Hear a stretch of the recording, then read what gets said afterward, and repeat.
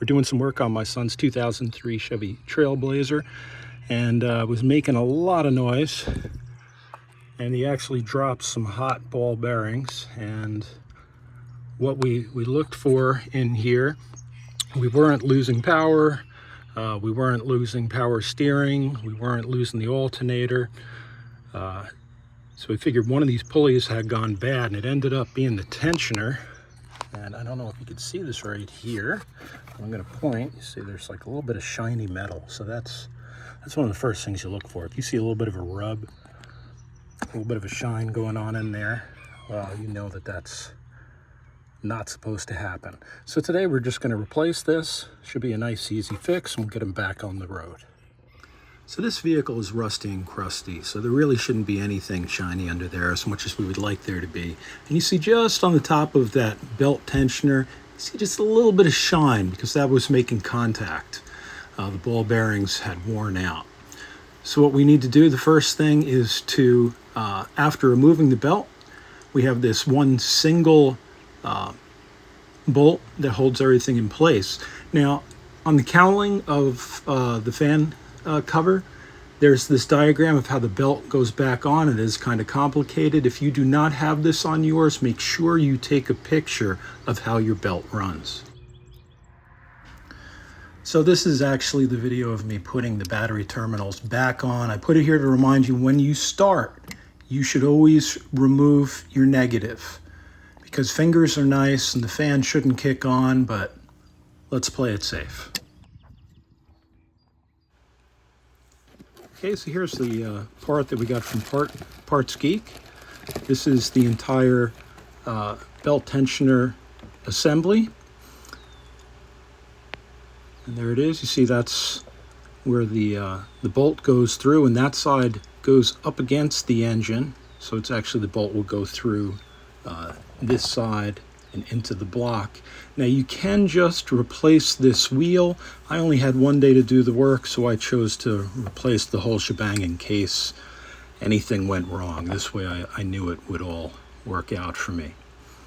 Now when you look at this side, that's the side that goes up against the block, you see that there's a tooth, and that tooth kind of fits into the block, and then once you line up that bolt, you know that you're good to go. So you see there's a little square notch in there, and I'm just showing you on the new one where you would put your belt tensioner tool in order to pull it back so you can remove the belt. And unfortunately, my tool is a little long to fit in here in that little cramped spot. So instead, you can use a 3/8 drive on your ratchet, and that's what I did here. It's basically, you put it in, pull it to one side, and that loosens it up so that you're able to remove that belt.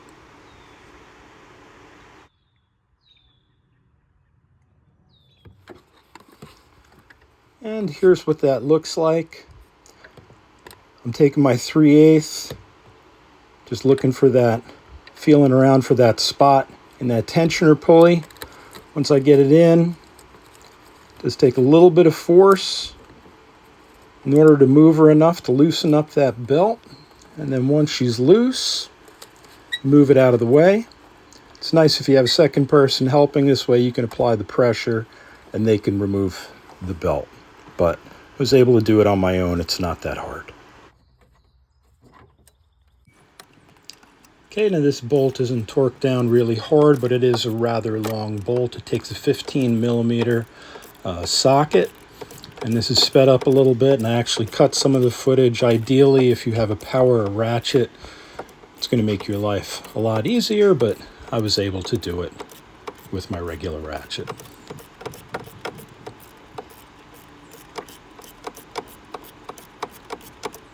And then once we get to a point where that bolt has been completely removed, we're able to drop the old unit out of the way and lift it out.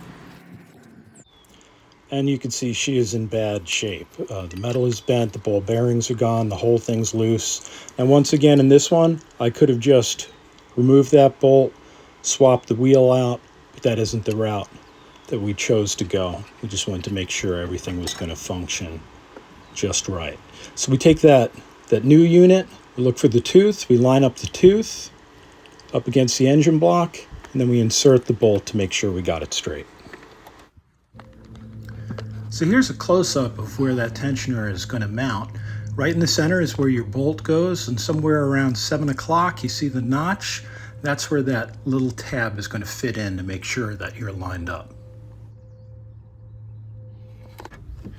Okay, so we got the belt tensioner lined up, and we're cranking her back. Once again, you're using 15 mil, and this bolt is supposed to be tightened to 37 foot-pounds. If this video helped you in any way, shape, or form, man, if you could hit that thumbs up, I really appreciate it. It goes a long way to helping me in the algorithm. And if you're able to subscribe, wow, that would be even better. So what we're doing now, we took a look at the way our serpentine belt is supposed to be run based on that diagram on the cowling. And here you see I'm just working on getting that in place, making sure that it's run the way it's supposed to.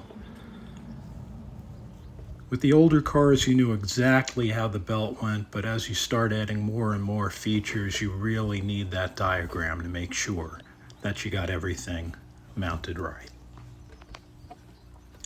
And once again, you're probably going to need to use your belt tensioner tool in order to give yourself enough slack in order to put that thing in place.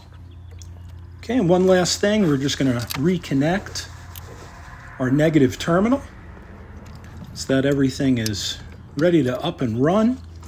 And once again, I'd like to thank you so much for tuning in. I hope that this was of use to you. Please feel free to leave any comments, and hope you have a great day. Remember, always leave it better than you found it.